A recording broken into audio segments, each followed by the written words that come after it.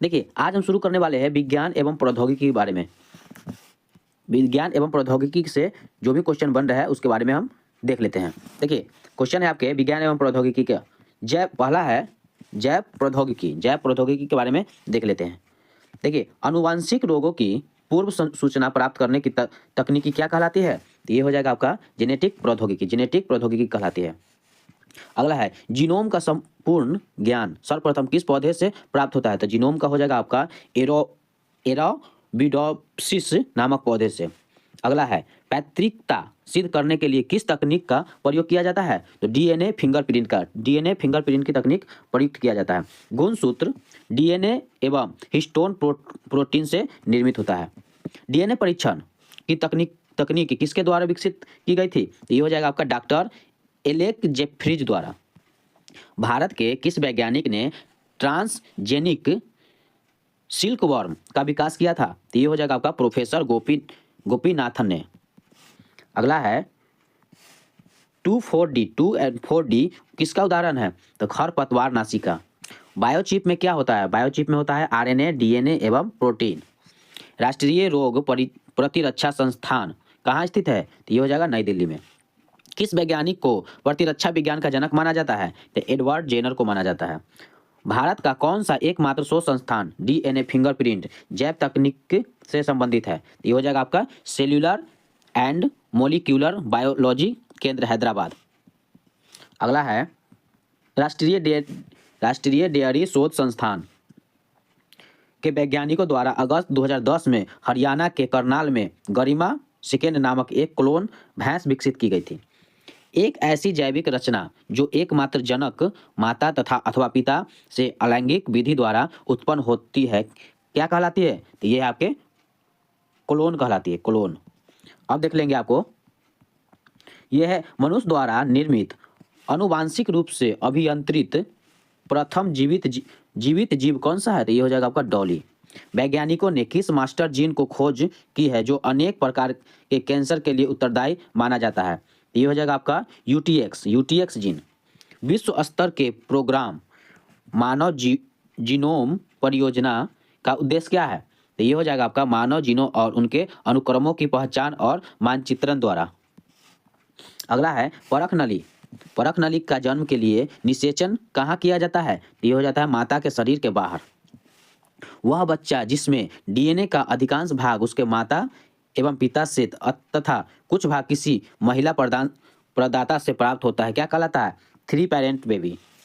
किस वैज्ञानिक को सूजननिकी का जनक कहा जाता है? तो ये हो जाएगा आपका फ्रांसिस गोल्टन को। जेम्स डी वाटसन तथा फ्रांसिस क्रिक द्वारा डीएनए की संरचना के द्वि हेलिक्स संरचना को पहली बार वर्ष 1953 में प्रस्तुत किया था।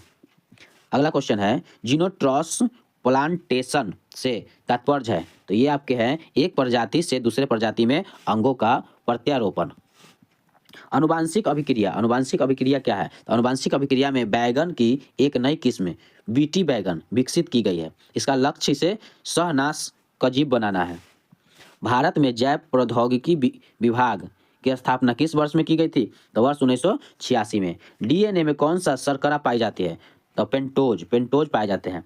मानव की पहचान सुनिश्चित करने के लिए जैव प्रौद्योगिकी पर आधारित अत्याधुनिक तकनीकी को क्या कहा जाता है? तो डीएनए अंगुली छापन कहा जाता है। अब देख लेते हैं वैज्ञानिक जेम्स डी वाटसन को अनुवांशिक के क्षेत्र में कार्य के लिए नोबेल पुरस्कार प्रदान किया गया था। देखिए क्वेश्चन है बीटी बैगन महिको मल्टीनेशनल कंपनी द्वारा विकसित किया गया था। ध्यान रखिएगा। राष्ट्रीय वनस्पति शोध संस्थान कहाँ स्थित है? तो ये हो जाएगा आपका लखनऊ में। हाइब्रिडोमा प्रौद्योगिकी का नया जीव प्रौद्योगिकी उपागम है। यह है आपके एक कॉलोनी रक्षियों के वाणिज्यिक उत्पाद के लिए विकसित किया गया था। अगला है राष्ट्रीय जैविक खेती केंद्र कहाँ स्थित है? तो ये हो जाएगा आपका गाजियाबाद उत्तर प्रदेश में। टेरी नई दिल्ली द्वारा विकसित की गई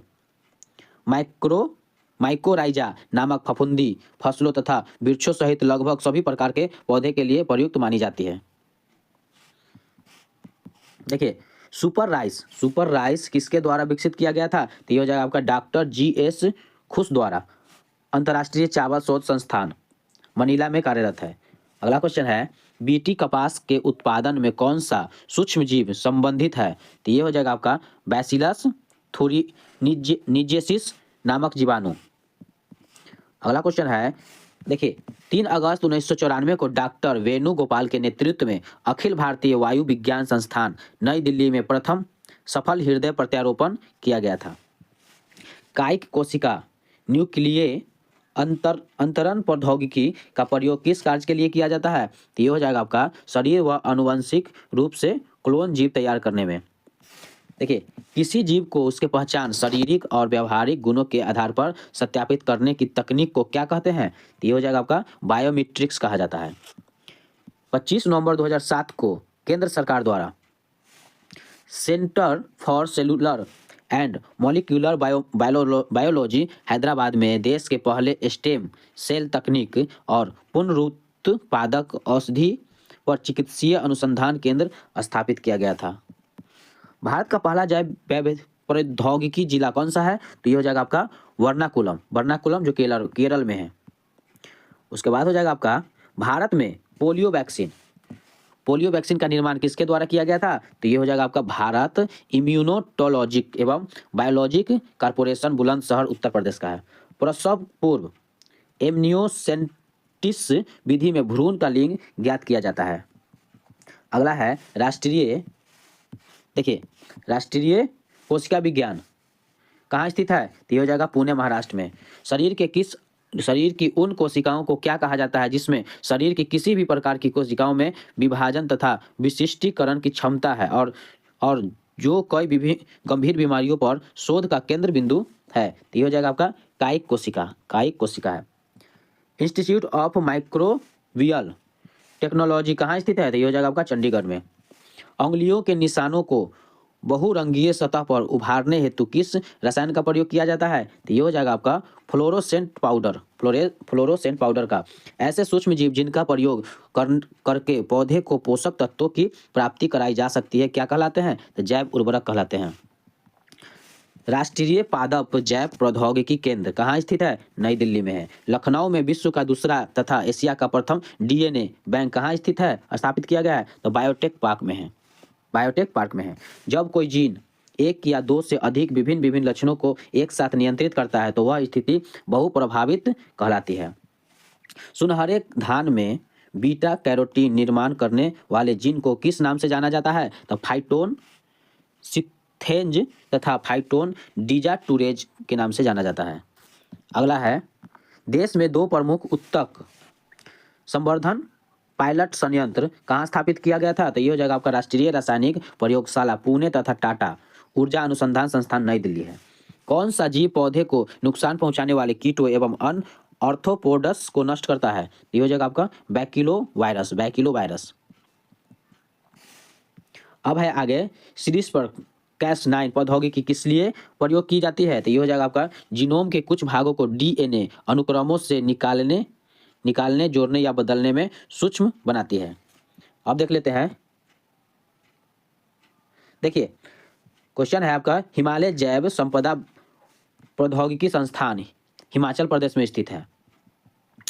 अब नेक्स्ट आपके है अंतरिक्ष प्रौद्योगिकी के बारे में देख लेते हैं। तो ये आपके यूरी गागरिन वर्ष 1961 में मानव युक्त अंतरिक्ष यान से उड़ान भरने वाली प्रथम अंतरिक्ष यात्री थे।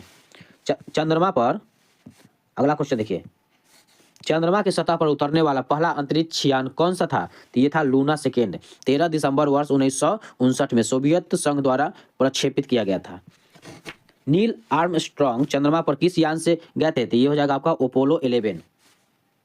अंतरिक्ष में प्रक्षेपित किए जाने वाले प्रथम भारतीय उपग्रह का नाम क्या है? तो ये है आपके आर्यभट्ट। 19 अप्रैल 1975 को प्रक्षेपित किया गया था। अमेरिका अंतरिक्ष एजेंसी नासा का स्थापना कब की गई थी? तो ये हो जाएगा आपका 29 जुलाई 1958 को। अगला क्वेश्चन है, 2 सितंबर 1961 को मंगल ग्रह पर उतरने वाला प्रथम मानव निर्मित यान मार्स तृतीय जो है ये किस देश के द्वारा प्रक्षेपित किया गया था? ये हो जाएगा आपका सोवियत संघ के द्वारा। एक भू स्थिर उपग्रह का परिभ्रमण काल होता है 24 घंटा। तियानवेल ये हो जाएगा आपका तियानवेन-1 मंगल मिशन किस से संबंधित है? तो ये हो जाएगा आपका चीन से। इसरो का मास्टर कंट्रोल सुविधा कहाँ अवस्थित है? तो ये हो जाएगा हासन कर्नाटक में। मैं आकाशगंगा का नागरिक हूँ, यह कथन किसका है? कल्पना चावला का, भारतीय अमेरिकी अंतरिक्ष यात्री। वर्ष 2022 में किस निजी कंपनी द्वारा भारत का प्रथम निजी रॉकेट विकसित किया गया था? तो ये हो जाएगा आपका Skyroot Aerospace Private Limited Hyderabad. Rocket का नाम भारत के अंतरिक्ष उपक्रम के संस्थापक विक्रम साराभाई के नाम पर विक्रम एस रखा गया है। यह प्रारंभ परियोजना के अंतर्गत विकसित किया गया था। देखिए, वर्ष 1974 में हुई पोखरण नाभिकीय परीक्षण को कौन सा कूट नाम दिया गया था? तो ये हो जाएगा आपका स्माइलिंग बुद्धा। वर्ष 1980 में श्रीहरिकोटा में भारत में स्वदेश निर्मित पहले उपग्रह रोहिणी फर्स्ट का प्रक्षेपण किस प्रक्षेपण यान से किया गया था? तो ये हो जाएगा आपका SLV-3 के द्वारा। अगला है, अंतरिक्ष में जाने वाला प्रथम भारतीय कौन थे? तो राकेश शर्मा, वर्ष 1984 में ये गए थे। देखिए, नेक्स्ट क्वेश्चन है, पोखरण नाभिकीय परीक्षण सेकेंड कब किया गया था? तो ये हो जाएगा आपका 11 मई 1998 को। नासा द्वारा प्रक्षेपित मैसेंजर अंतरिक्ष यान किस ग्रह से संबंधित सूचना प्राप्त करने के लिए भेजा गया? तो ये हो जाएगा आपका बुध। DRDO द्वारा निर्मित मानव वायुयान हो जाएगा आपका रुस्तम-1। क्यूरियोसिटी रोवर किस ग्रह की जानकारी जुटाने के लिए प्रक्षेपित किया गया था? तो ये हो जाएगा आपका मंगल के लिए। स्पुतनिक-1 4 अक्टूबर 1957 को सोवियत संघ द्वारा निर्मित विश्व के प्रथम सफल प्रक्षेपित उपग्रह है। नासा की जेट प्रणोदन प्रयोगशाला कहाँ स्थित किया गया है? तो ये हो जाएगा आपका कैलिफोर्निया में स्थित किया गया था। भारत अंतरिक्ष अनुसंधान संगठन की स्थापना कब की गई थी? तो ये हो जाएगा आपका 15 अगस्त 1969 में। गगनयान मिशन हेतु व्योम मित्र नामक रोबोट किस संगठन से विकसित किया गया था? ये हो जाएगा आपका इसरो से। भारत सोवियत की सहायता से भारत का पहला रिमोट सेंसिंग सैटेलाइट कहाँ से प्रक्षेपित किया गया था? तो ये हो जाएगा आपका बैकानोर से। इसरो द्वारा किस प्रक्षेपण यान को फैट बॉय नाम दिया गया है? तो ये हो जाएगा आपका GSLV MK-3। मेगा टॉपिक्स उपग्रह का मुख्य उद्देश्य क्या है? तो ये हो जाएगा कर्क एवं मकर रेखा के मध्य का क्षेत्र उष्णकटिबंधीय में मेघ निर्माण की प्रक्रिया का अध्ययन। अब हो जाएगा आपका मेगा ट्रॉपिक्स भारतीय फ्रांसीसी अंतरिक्ष एजेंसी की संयुक्त उपग्रह मिशन है। इसे इसरो को PSLV-CA-C18 रॉकेट द्वारा 12 अक्टूबर 2011 को प्रक्षेपित किया गया था। MOM का पूर्ण रूप क्या है? Mars orbit mission. चंद्रयान-2 किस रॉकेट के द्वारा प्रक्षेपित किया गया था? तो GSLV Mark 3। आर्टेमिस मिशन किस खगोलीय पिंड के अन्वेषण से संबंधित है? तो ये हो जाएगा आपका चंद्रमा के नासा का मानव मिशन से। 30 दिसंबर 2024 को स्पेसड्रैक्स मिशन के अंतर्गत डॉर्किंग और अनडॉर्किंग प्रौद्योगिकी प्रदर्शन के लिए प्रक्षेपित 2 उपग्रहों का क्या नाम रखा गया है? तो एक है आपका चेजर और दूसरा है टारगेट। अब देख लेते हैं, वेलेंटिना तेरेस्कोवा वर्ष 1963 में अंतरिक्ष में जाने वाली विश्व के प्रथम महिला अंतरिक्ष यात्री बने थे। अब देख लेते हैं आगे। देखिए, मैसेंजर किसका अन्वेषित अंतरिक्ष यान है? तो मैसेंजर हो जाएगा आपका नासा का। भारत के द्वारा स्थापित प्रथम बहु तरंगदैर्घ्य अंतरिक्ष वेधशाला कौन सी है? तो ये हो जाएगा आपका एस्ट्रोसैट को किस टेलीस्कोप का लघु संस्करण कहा जाता है? तो ये हो जाएगा आपका नासा के हबल स्पेस टेलीस्कोप का। अब देख लेते हैं, नासा द्वारा किस अंतरिक्ष पिंड के अध्ययन के लिए न्यू होराइजन्स नामक अंतरिक्ष यान का प्रक्षेपण किया गया था? तो ये हो जाएगा आपका प्लूटो का। गोल्डीलॉक्स जोन क्या है? तो यह वह है अंतरिक्ष में वह क्षेत्र जहां पृथ्वी जैसे ग्रहों की खोज की संभावना है। अब देख लेते हैं, भारत का पहला प्रायोगिक संचार उपग्रह कौन सा है? ये हो जाएगा आपका एप्पल। प्रक्षेपण वर्ष 1981 में। चंद्रयान-1 को सफलतापूर्वक प्रक्षेपित करने में भारत का कौन सा स्थान था? 6ठा स्थान था। INE स्काई के नाम से कौन सा उपग्रह प्रसिद्ध है? तो ये हो जाएगा आपका कार्टोसैट उपग्रह। मंगलयान किस रॉकेट के द्वारा प्रक्षेपित किया गया था? तो ये हो जाएगा आपका PSLV-25। संख्या की दृष्टि से भारत मंगलयान को सफलतापूर्वक भेजने वाला कौन सा राष्ट्र है? तो ये हो जाएगा आपका चौथा राष्ट्र। अब देख लेते हैं विश्व के कुछ प्रमुख रॉकेट प्रक्षेपण स्थल। देखिए लॉन्चिंग स्टेशन और देश है, इसमें देख लेते हैं कौन कौन से है। ये है आपके हरिकोटा आंध्र प्रदेश भारत में है, और आस्ट्राखान ये आपका रूस में है, और पेलेस्टक ऑस्मोड्रोम ये आपके रूस में है, केप केनेवरल ये आपके फ्लोरिडा यूएसए में है, और कैनेडी स्पेस सेंटर ये आपके मैरिट आइसलैंड फ्लोरिडा यूएसए में है, और कैरू हो जाएगा फ्रेंच गुआना दक्षिण अमेरिका में है। उसके बाद हो जाएगा आपका पामाचीम एयरबेस ये इजराइल में है, और उचिनौरा स्पेस सेंटर ये कोगोशिमा जापान में है, और यूमेरा ये ऑस्ट्रेलिया में है, हमाम शहर ये ईरान में है, बैकानूर ये कजाकिस्तान पूर्व सोवियत संघ में है, और अल अनवर ये इराक में है, और जिड क्वाइन स्पेस लॉन्च सेंटर ये चीन में है। अब देख लेते हैं, देखिए क्वेश्चन है आपके कि भारत का प्रथम सौर मिशन को क्या नाम दिया गया था। तो ये हो जाएगा आपका आदित्य L1 मिशन। रोसेटा नामक अंतरिक्ष यान विश्व के किस अंतरिक्ष एजेंसी से संबंधित है। तो ये हो जाएगा आपका यूरोपीय अंतरिक्ष एजेंसी से। अंतरिक्ष में सर्वाधिक 1000 दिन व्यतीत करने वाले विश्व के पहले व्यक्ति कौन बने हैं। तो ओलेस कोनोवेंको रूस है। अब देख लेते हैं, विश्व की प्रथम पूर्ण रूप से 3D प्रिंटेड रॉकेट का नाम क्या है। तो ये हो जाएगा अग्निबाण। अगला है, भारत का प्रथम निजी अंतरिक्ष लॉन्च पैड किस कंपनी द्वारा विकसित किया गया था। तो ये हो जाएगा आपका अग्निकुल कॉस्मोस। भुवन क्या है, भुवन इसरो द्वारा विकसित सॉफ्टवेयर है। वाह्य अंतरिक्ष में चलने वाला प्रथम अंतरिक्ष यात्री कौन थे। तो ये थे आपके एलेक्सी लियोनोव है। अब है नासा की जेट प्रोपल्स लेबोरेटरी कहाँ स्थित है। यह है आपके पासाडेना कैलिफोर्निया में। इसरो का पहला अंतरिक्ष प्रौद्योगिकी उष्मायन केंद्र कहाँ स्थापित किया गया था। यह है आपके अगरतला त्रिपुरा में। थुम्बा में विक्रम साराभाई अंतरिक्ष केंद्र की स्थापना के लिए सबसे महत्वपूर्ण कारण क्या था। तो थुम्बा भू चुंबकीय विषुवत रेखा पर स्थित है। हब्बल स्पेस टेलीस्कोप का निर्माण किसके द्वारा किया गया था। तो ये हो जाएगा आपका नासा एवं यूरोपीय स्पेस एजेंसी द्वारा। चंद्रमा पर उतरने वाला पहला मानव युक्त अंतरिक्ष मॉड्यूल का नाम क्या है। तो ये हो जाएगा आपका ईगल नाम है। सोवियत कॉस्मोड्रोम से प्रक्षेपित भारत के प्रथम सैटेलाइट कौन सा था। तो ये थे आपके आर्यभट्ट। भारत में कल्पना चावला मेमोरियल प्लेनेटेरियम की स्थापना कहाँ की गई थी। तो ये थे आपका कुरुक्षेत्र हरियाणा में। वर्तमान में विश्व के कितने देशों ने अपने चंद्रमा मिशन भेजे हैं। तो ये हो जाएगा आपका अमेरिका, रूस, जापान, चीन, यूरोपियन स्पेस अंतरिक्ष एजेंसी तथा भारत। अब देख लेते हैं आपके भारतीय अंतरिक्ष अभियान की जनक किसे माना जाता है। तो यह है विक्रम साराभाई को। GSLV मार्क द्वितीय को किस अन्य नाम से भी जाना जाता है। तो ये था आपका नोटी बॉय के नाम से। भारत ने किस देश के सहयोग से बराक 8 मिसाइल नेक्स्ट जनरेशन विकसित किया था। तो ये हो जाएगा आपका इजराइल।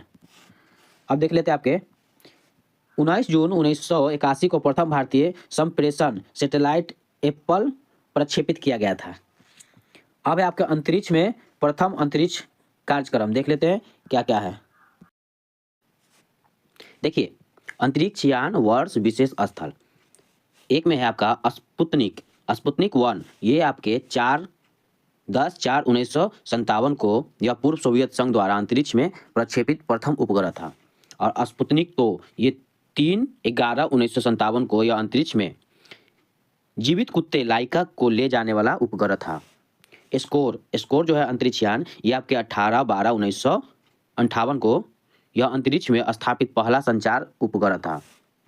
और लूना 3 हो जाएगा आपका 4/10/1959 को यह प्रथम अंतरिक्ष यान था जिसने पृथ्वी से दिखाई न देने वाली चंद्रमा के सतह के चित्र भेजे थे।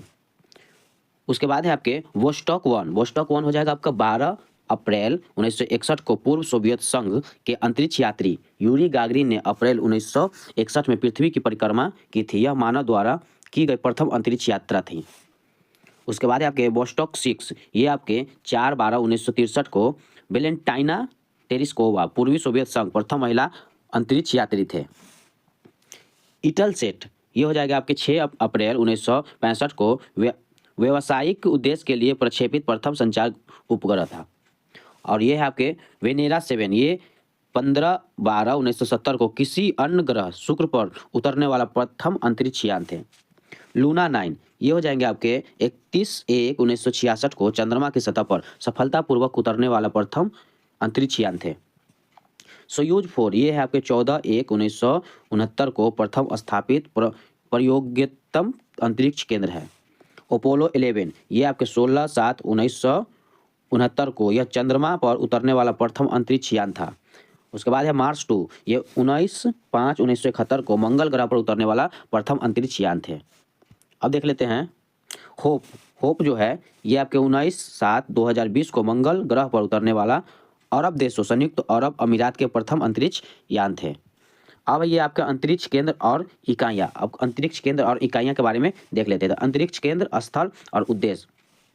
विक्रम साराभाई अंतरिक्ष केंद्र ये आपका तिरुवनंतपुरम केरल में है। यहाँ पे उद्देश्य है रॉकेट अनुसंधान एवं प्रक्षेपण यान विकास परियोजना। प्रक्षेपण यान SLV-3 SLV और PSLV एवं GSLV इसी केंद्र से विकसित किए जाते हैं। उसके बाद है आपका इसरो उपग्रह केंद्र ISSAR ये आपके बेंगलुरु कर्नाटक में। उद्देश्य है उपग्रह परियोजनाओं के डिजाइन, निर्माण, परीक्षण संबंधित कार्य। अंतरिक्ष उपयोग केंद्र अहमदाबाद में, इसका स्थल अहमदाबाद गुजरात में है। यहाँ का उद्देश्य है दूरसंचार और टेलीविजन में उपग्रह का उपयोग, पर्यावरण, प्रक्षेपण, भूमापन आदि से संबंधित कार्य है। उसके बाद है आपके सार केंद्र ये श्रीहरिकोटा आंध्र प्रदेश में है। भारतीय प्रक्षेपण यान के ठोस ईंधन रॉकेट के विभिन्न चरणों का पृथ्वी पर परीक्षण तथा प्रणोदक प्रसंस्करण है। उसके बाद है आपके द्रव प्रणोदक प्रणाली केंद्र तिरुवनंतपुरम, बेंगलुरु और तमिलनाडु महेंद्रगिरी में इस केंद्र की प्रमुख शाखा है। इसरो को उपग्रहों, प्रक्षेपण यानों एवं उनमें द्रव ईंधन से चलने वाले चालक नियंत्रण प्रणाली से संबंधित है। अब है आपके इसरो टेलीमेट्री निगरानी एवं नियंत्रण नेटवर्क।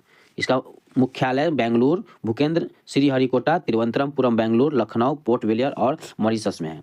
इस केंद्र से इसरो के प्रमुख प्रक्षेपण यानों की निगरानी की जाती है। इसरो जड़त्व प्रणाली इकाई ये आपके तिरुवनंतपुरम केरल में है। ये प्रक्षेपण यानों और उपग्रहों की जड़त्व प्रणाली का विकास करना है। राष्ट्रीय दूर संवेदी एजेंसी ये हैदराबाद एवं प्रमुख केंद्र बालानगर है। उपग्रह से प्राप्त आंकड़ों का उपयोग करके पृथ्वी के संसाधनों की पहचान करना है। उसके बाद हो जाएगा आपका भारत में प्रथम एवं सबसे हल्के 3.5 किलोग्राम नैनो उपग्रह का नाम जुगनू है। अब देख लेते हैं रक्षा प्रौद्योगिकी के बारे में। रक्षा प्रौद्योगिकी से जो भी क्वेश्चन है उसके बारे में देख लेते हैं। देखिए DRDO का स्थापना किस वर्ष में की गई थी? तो ये हो जाएगा आपका ऑप्शन नंबर 1958 में। भाभा परमाणु अनुसंधान केंद्र कहाँ स्थित है? तो ट्राम्बे में है। हंसा 2 क्या है? तो हंसा 2 हो जाएगा आपका नेशनल एरोस्पेस लेबोरेटरीज द्वारा निर्मित एक प्रशिक्षण यान है। कम दूरी का प्रक्षेपास्त्र त्रिशूल गति की दृष्टि से किस श्रेणी का है? तो ये हो जाएगा आपका प्राध्वनिक प्रक्षेपास्त्र है। अब देख लेते हैं संयुक्त राज्य अमेरिका तथा तत्कालिक रूस संघ के मध्य नाभिकीय शास्त्रों में कमी करने तथा रणनीति आक्रामक शास्त्रों की समिति करने के लिए वर्ष 2010 में न्यू स्टार्ट संधि की गई थी। देखिए विश्व का पहला परमाणु बिजली घर किस देश से स्थापित किया गया था? तो ये थे आपके रूस से। और ऑर्वेनिस्क परमाणु बिजली घर 1954 ईस्वी। सतह से सतह पर मार करने वाला भारतीय रक्षा मिसाइल कौन सा है? तो ये हो जाएगा आपका पृथ्वी। देखिए T-90S युद्धक टैंक का भारतीय नाम क्या है? तो ये हो जाएगा आपका भीष्म है। पूर्व राष्ट्रपति अब्दुल कलाम ने वर्ष 2006 में कौन सा लड़ाकू वायुयान उड़ाया था? तो ये हो जाएगा आपका सुखोई 30 MKI। अब देख लेते हैं ब्रह्मोस्त्र सुपरसोनिक क्रूज मिसाइल का निर्माण किन दो देशों के द्वारा किया गया था? तो ये है आपके भारत और रूस के द्वारा। नेशनल डिफेंस कॉलेज कहाँ स्थित है? तो ये हो जाएंगे आपके नई दिल्ली में। DRDO के द्वारा भारतीय स्थल एवं वायुसेना के लिए इंद्र नामक रडार विकसित किया गया था। अब देख लेते हैं, देखिए स्वीडन से निर्मित पहला तेल वाहक पोत कौन सा है? तो ये हो जाएगा आपका INS शक्ति हो जाएगा। देखिए अगला है आपके भारत की लघु दूरी के टैंक। देखिए भारत के लघु दूरी के टैंक प्रतिरोधी स्वदेशी निर्मित प्रक्षेपास्त्र का नाम नाग होता है और सतह से सतह में मार करने वाले सौर गति की दृष्टि से किस श्रेणी का मिसाइल है? तो ये हो जाएंगे आपके हाइपरसोनिक मिसाइल जिसकी गति ध्वनि की गति से बहुत अधिक है। अब देख लेते हैं भारत द्वारा विकसित ICBM जिसकी मारक क्षमता 2000 किलोमीटर से अधिक है। इसका नाम बताइए। तो नाम हो जाएगा आपका अग्नि द्वितीय। अंतर महाद्वीपीय बैलिस्टिक मिसाइल ICBM है। भारत द्वारा फाल्कन रडार सिस्टम किस देश ने खरीदा था? तो ये हो जाएगा आपके इजराइल। इजराइल ने खरीदा था। भारतीय वायुसेना का पहला स्वदेशी एवं हल्का लड़ाकू विमान कौन सा है? तो ये हो जाएंगे आपके तेजस। कलपक्कम तमिलनाडु में इंदिरा गांधी परमाणु अनुसंधान केंद्र वर्ष 1971 में स्थापित किया गया था। भारत ने पहला परमाणु परीक्षण कब किया था? तो 18 मई 1974 में। अब देख लेते हैं एडमिरल गोर्शकोव जिसे रूस ने बनाया है, यह क्या है? तो ये आपके नौसैनिक विमान वाहक जहाज है। भारतीय नौसेना में सेवारत INS शक्ति क्या है? ये तेल वाहक पोत है। संयुक्त राज्य अमेरिका ने पहला नाभिकीय विस्फोट कहाँ किया था? तो ये हो जाएगा आपका हाइट सैंड्स में। प्रक्षेपास्त्र का विकास किसके द्वारा किया गया था? तो ये हो जाएंगे आपके वाल्टर डॉर्नबर्गर तथा वर्नहर वॉन ब्राउन द्वारा। अब देख लेते हैं भारत डायनामिक्स लिमिटेड का मुख्यालय कहाँ स्थित है? तो ये हो जाएंगे आपके हैदराबाद में। नेत्र किस श्रेणी के जहाज है? तो ये है आपके मानव रहित हवाई यान। लक्ष्य नामक मानव रहित एयरक्राफ्ट किसके द्वारा निर्मित किया गया था? तो ये हो जाएंगे आपके DRDO द्वारा। पृथ्वी क्या है? तो पृथ्वी जो है ये सतह से सतह पर मार करने वाली कम दूरी के परिक्षेपित श्रृंखला मिसाइल है। अब देख लेते हैं, देखिए नाग एक टैंक रोधी मिसाइल है जो दागो और भूल जाओ के सिद्धांत पर कार्य करता है। अब देखिए DRDO द्वारा विकसित इंद्र क्या है? तो ये हो जाएंगे आपके डॉपलर रडार प्रणाली। रेवती क्या है? तो DRDO द्वारा नौसेना के लिए विकसित त्रिविमीय खोजी रडार है रेवती। अगला देखिए IGMDP के अंतर्गत आने वाला मिसाइल सतह से हवा में मार करने में सक्षम पहला स्वदेशी प्रक्षेपास्त्र कौन सा है? तो ये हो जाएंगे आपके त्रिशूल। ऑपरेशन शक्ति 98 नाम किस अभियान का गुप्त नाम था? तो ये हो जाएंगे आपके पोखरण में 1998 में हुई परमाणु अभियान का। अब देख लेते हैं सिलीनेक्स क्या है? तो सिलीनेक्स हो जाएगा भारत श्रीलंका द्वारा किया गया संयुक्त नौसैनिक अभ्यास हो जाएगा सेलिनेक्स। चंद्र कक्षीय मिशन सेलिन 1 किस देश से संबंधित है? तो ये हो जाएंगे आपके जापान से। INS अस्त्रधारिणी क्या है? तो ये हो जाएंगे आपके देखिए टॉर्पीडो प्रमोचन और पूर्ण प्राप्तित जलयान है ये। अब है आपके किस इंजन में ईंधन के रूप में हाइड्रोजन तथा ऑक्सीकरण के रूप में वायुमंडलीय ऑक्सीजन का प्रयोग किया जाता है? तो ये हो जाएंगे आपके स्कैमजेट इंजन। देखिए भारत का पहला सशस्त्र परमाणु पनडुब्बी कौन सी है? ये हो जाएंगे आपके INS अरिहंत। मालाबार क्या है? मालाबार जो है ये भारत, अमेरिका, ऑस्ट्रेलिया और जापान के सैनिकों द्वारा किया गया संयुक्त अभ्यास है मालाबार। संयुक्त समुद्र शक्ति किन देशों के मध्य नौसैनिक अभ्यास है? तो ये हो जाएंगे भारत और इंडोनेशिया। चर्चित राफेल विमान सौदा भारत ने किस देश के साथ किया है? तो ये हो जाएंगे आपके फ्रांस के साथ। अस्त्र किस प्रकार का प्रक्षेपास्त्र है? तो ये हो जाएगा आकाश से आकाश में मार करने वाले बैलिस्टिक मिसाइल है अस्त्र। अब देख लेते हैं, देखिए वासेनार व्यवस्था का मुख्य उद्देश्य क्या है? तो यह परंपरागत हथियारों तथा दोहरे उपयोग के हथियारों और तकनीक को आतंकियों के हाथों में जाने से रोकना।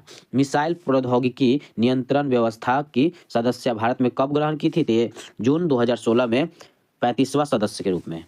अब है आपके प्रोजेक्ट 75 के अंतर्गत निर्मित INS खंदेरी किस देश के सहयोग से बनाई गई है? तो ये हो जाएंगे आपके फ्रांस के। अब महत्वपूर्ण तथ्य देख लेते हैं, लड़ाकू विमान और महत्वपूर्ण तथ्य के बारे में देख लेते हैं। देखिए ये आपके लड़ाकू विमान, ये है महत्वपूर्ण तथ्य। तेजस जो है ये तेजस स्वदेश निर्मित भारत का हल्का लड़ाकू विमान है जिसका विकास हिंदुस्तान एरोनॉटिक्स लिमिटेड ने किया था। यह एक उद्देश्यीय सुपरसोनिक विमान है जो हवा से सतह, हवा से समुद्र में मार करने में सक्षम है। अब है आपके राफेल। अब राफेल उद्देश्यीय लड़ाकू विमान है जो हवा से सतह पर 600 किलोमीटर तक निशाना साध सकती है। इसकी मारक क्षमता लगभग 3700 किलोमीटर है और इसकी निर्माण फ्रेंच कंपनी डॉसल्ट एविएशन ने किया था। उसके बाद है आपका सुखोई 30। ये भारतीय वायुसेना में शामिल आधुनिक लड़ाकू विमान है। इससे रूस से खरीदा गया था। सुखोई 30 से विभिन्न श्रेणी के 12 मिसाइलें दागी जा सकती है। इसे 4000 किलोमीटर वजन विस्फोटक ले जाने की क्षमता इसमें है। अब है आपके मिग 29। यह भारत व रूस के संयुक्त परियोजना है। भारतीय वायुसेना के पास मिग 29 के 3 स्क्वाड्रन है जिन्हें जिन्हें अपग्रेड किया जा रहा है। अब देखिए अवाक्स, ये एयरबोर्न वार्निंग एंड कंट्रोल भारतीय वायुसेना की खोजी विमान है। उसके बाद है ध्रुव, यह स्वदेश निर्मित एडवांस लाइट हेलीकॉप्टर है जिसकी अधिकतम गति 245 किलोमीटर प्रति घंटा है। निशांत, यह पायलट रहित प्रशिक्षण विमान है। रिमोट से संचालित यह विमान युद्ध क्षेत्र में पर्यवेक्षण और टोह लेने में सक्षम है। उसके बाद है आपका पिनक। पिनक जो है ये स्वदेशी तकनीक से निर्मित यह एक मल्टी बैरल रॉकेट लॉन्चर है। अब देखिए सारथ एक तरह का प्रक्षेपास्त्र प्लेटफॉर्म है जिसे आकाश, त्रिशूल व नाग प्रक्षेपास्त्र की तैनाती के लिए विकसित किया गया था। चलिए अब देख लेते हैं आगे। अब है आपके भारत के प्रमुख प्रक्षेपास्त्र का नाम। तो ये है आपके प्रक्षेपास्त्र श्रेणी है और महत्वपूर्ण तथ्य है। तो देखिए पृथ्वी है सतह से सतह पर मार करने वाले कम दूरी का मिसाइल। इसमें है आपके महत्वपूर्ण तथ्य में पृथ्वी 1 मारक क्षमता 150 किलोमीटर, थल सेना में शामिल है। उसके बाद है पृथ्वी 2 मारक क्षमता 250 किलोमीटर, ये वायुसेना में शामिल है। पृथ्वी 3 मारक क्षमता 350 किलोमीटर, ये नौसेना में शामिल है। अब है पृथ्वी मिसाइल का प्रथम परीक्षण फरवरी 1988 में चांदीपुर परीक्षण केंद्र से किया गया था। अब देख लेते हैं त्रिशूल, यह सतह से हवा में मार करने वाला मिसाइल है। त्रिशूल का प्रथम परीक्षण 28 दिसंबर 1996 को किया गया था। इसका मारक क्षमता 500 मीटर से 9 किलोमीटर तक है। अब देख लेते हैं आकाश, यह सतह से हवा में मार करने वाले मध्यम दूरी की बैलिस्टिक मिसाइल है। अब इसमें आकाश अग्नि 1 मारक क्षमता 700 से 1250 है। अग्नि 2 मारक क्षमता 2000 से 3000 किलोमीटर है। अग्नि 3 मारक क्षमता 3000 से अधिक किलोमीटर है। अग्नि 4 मारक क्षमता 3000 से 4000 किलोमीटर है। अग्नि 5 मारक क्षमता 5000 किलोमीटर से अधिक है। उसके बाद देख लेते हैं अग्नि सीरीज के तहत 5 मिसाइलें तैयार की गई है। यह एक बैलिस्टिक मिसाइल है जो परमाणु बम से ले जाने में सक्षम है। अब देख लेते हैं नाग। देखिए नाग जो है ये टैंक रोधी निर्देशित मिसाइल, मारक क्षमता 4 किलोमीटर है। इस प्रथम सफल परीक्षण नवंबर 1990 में किया गया था। इसे दागो और भूल जाओ प्रक्षेपास्त्र कहा जाता है। अब है आपके धनुष, सतह से सतह पर मार करने वाला मिसाइल, मारक क्षमता 150 किलोमीटर है। परमाणु आयुध ले जाने का क्षमता 50 किलोग्राम। यह पृथ्वी मिसाइल के 9 सैन्य संस्करण है। अब है अस्त्र, यह हवा से हवा में मार करने वाले मध्य दूरी के मिसाइल है। मारक क्षमता 10 से 25 किलोमीटर। यह स्वदेशी तकनीक से निर्मित भारत की प्रथम मिसाइल है। अब देख लेते हैं ब्रह्मोस्त्र के बारे में। देखिए ब्रह्मोस्त्र जो है ये सतह से सतह एवं हवा से सतह में मार करने वाले मध्यम दूरी की सुपरसोनिक क्रूज मिसाइल है। इसका मारक क्षमता 290 किलोमीटर। भारत के MTCR का सदस्य बनने के बाद 450 किलोमीटर तक था। यह एक मल्टी प्लेटफॉर्म मिसाइल है जिसे जमीन, हवा, समुद्र कहीं से भी दिन एवं रात में भी लॉन्च किया जा सकता है। यह भारत और रूस के संयुक्त परियोजना से विकसित प्रक्षेपास्त्र है। इसका ब्रह्मोस्त्र नाम भारत के ब्रह्मपुत्र नदी तथा रूस के मोस्कोवा नदी से मिला है। इसका प्रथम सफल परीक्षण जून 2001 में किया गया था। ये उसके बाद हो जाएगा अब Sagarika submarine launch ballistic missile. इसका पहला सफल परीक्षण समुद्र के भीतर फरवरी 2018 में किया गया था। यह परंपरागत एवं परमाणु दोनों प्रकार के आयुध ले जाने में सक्षम है। अब हो जाएगा आपके प्रधुन्य, ये जो है आपके सतह से हवा में मार करने वाली कम दूरी के इंटरसेप्टर मिसाइल है। यह पृथ्वी एयर डिफेंस के दूसरा नाम है। उसके बाद हो जाएगा सौर्य, सतह से सतह पर मार करने वाली मध्यम दूरी का मिसाइल है। मारक क्षमता 600 किलोमीटर। इसका सफल परीक्षण 12 नवंबर 2008 को किया गया था। यह जल के भीतर छोड़ी जाने वाली सागरिका मिसाइल का थल संस्करण है।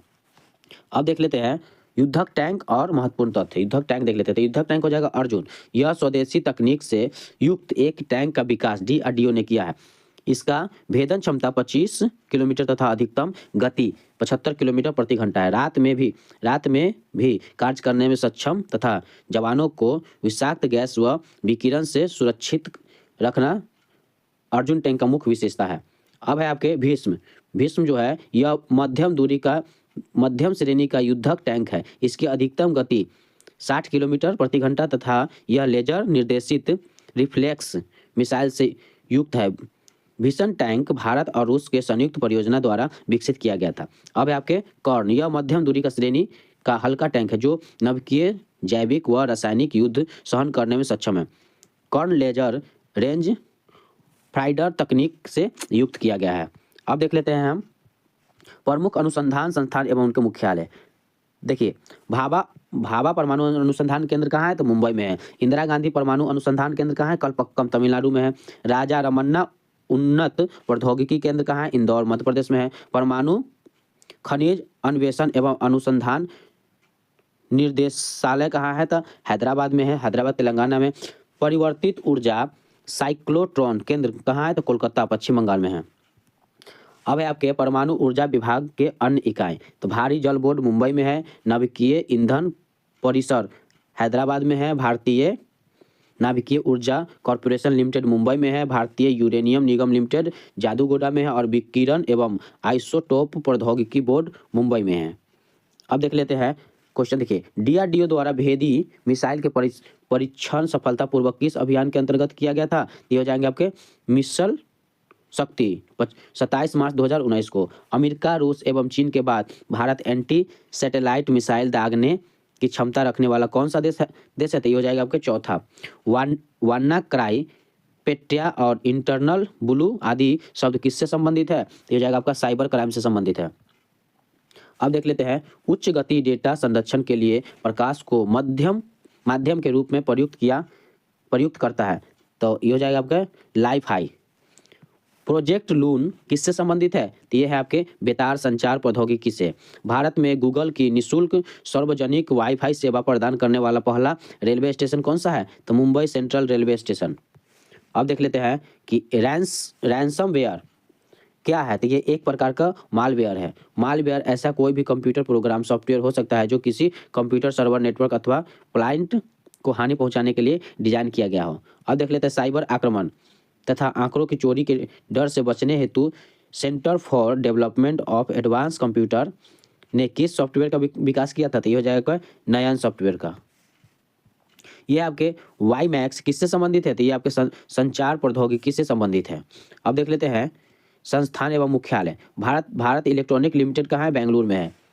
हिंदुस्तान एरोनॉटिक्स लिमिटेड बेंगलुरु में है। भारत डायनामिक्स लिमिटेड हैदराबाद में है। मिश्र धातु निगम लिमिटेड हैदराबाद में है।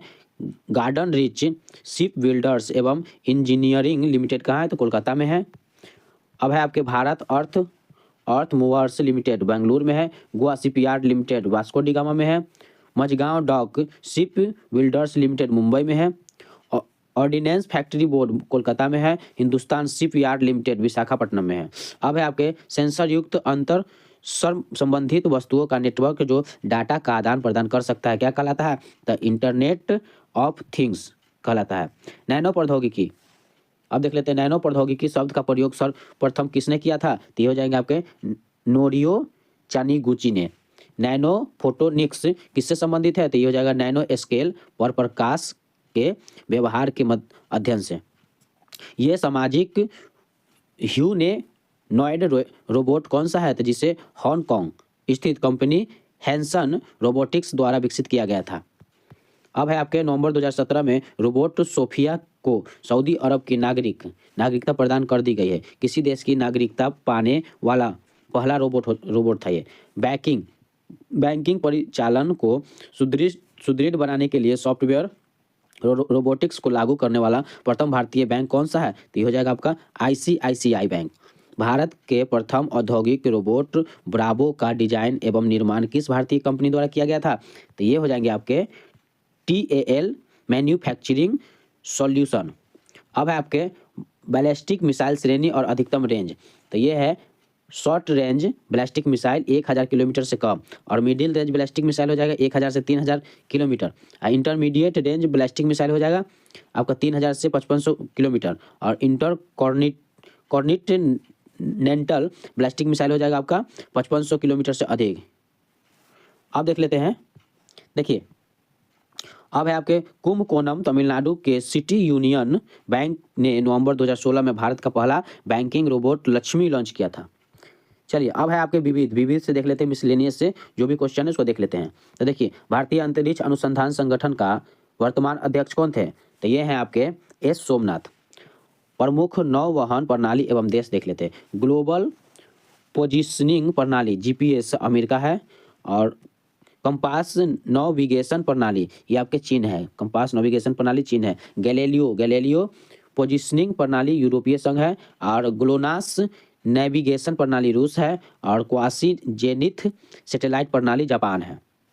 देखिए अब है आपके भारतीय नौवहन प्रणाली IRNSS समूह में कुल 8 उपग्रह है, लेकिन अभी 7 ही सक्रिय है। पहला उपग्रह ये हो जाएगा आपका अर्नेस 1A 1 जुलाई 2013 को लॉन्च किया गया था। वर्ष 2016 में भारत के प्रधानमंत्री द्वारा IRNSS का नाम बदलकर नेविस कर दिया गया है। NAVIC नेविस कर दिया गया है।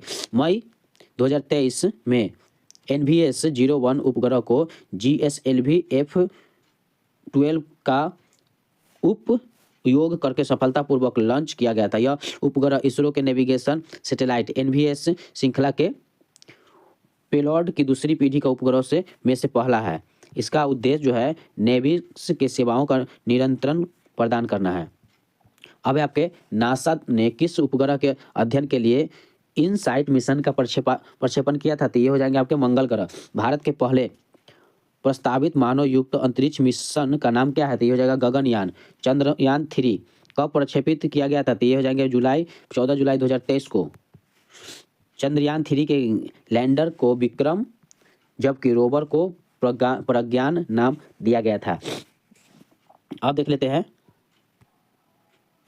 देखिए 23 अगस्त 2023 को चंद्रयान 3 चंद्रमा के दक्षिणी ध्रुव के पास सॉफ्ट लैंडिंग किया था, और 23 अगस्त को राष्ट्रीय अंतरिक्ष दिवस घोषित किया गया था। राष्ट्रीय अंतरिक्ष दिवस कब घोषित किया गया है? तो 23 अगस्त को। विक्रम लैंडर का चंद्रमा पर उतरने की स्थल का नाम शिव शक्ति स्थल तथा चंद्रमा 2 के लैंडर का चंद्रमा के टकराने के स्थल का नाम तिरंगा पॉइंट किया गया है।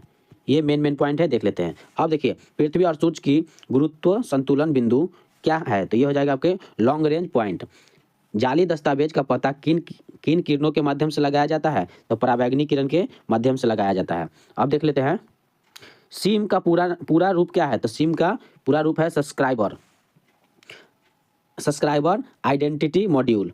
किस रोग के उपचार हेतु भारत ने अपनी पहली स्वदेशी CAR-T T cell therapy launch किया है? तो ये हो जाएगा आपका कैंसर का। किस अंतरिक्ष अनुसंधान संगठन ने पेस प्लैंकटन एरोसोल क्लाउड और ओशन इकोसिस्टम मिशन लॉन्च किया? तो ये हो जाएगा आपके नासा लॉन्च किया है। देखिए भूतुल्यकालिक कक्षा में संचार उपग्रह स्थापित करने की संभावना सबसे पहले किसने व्यक्त की थी? तो ये हो जाएगा आपका आर्थर C क्लार्क ने। क्रायोजोनिक ताप से आशय किस ताप से है? तो 150 डिग्री सेल्सियस से कम ताप पे। अब है आपके भारत के प्रमुख स्थल कोशिका एवं अनुसंधान केंद्र। अब देख लेते हैं अनुसंधान केंद्र। देखिए national central for biological sciences ये बेंगलुरु में है, और national central for cell science ये पुणे में है। International centre for stem lens cancer and biotechnology ये आपके पुणे में है। Centre for stem cell sciences ये हैदराबाद में है।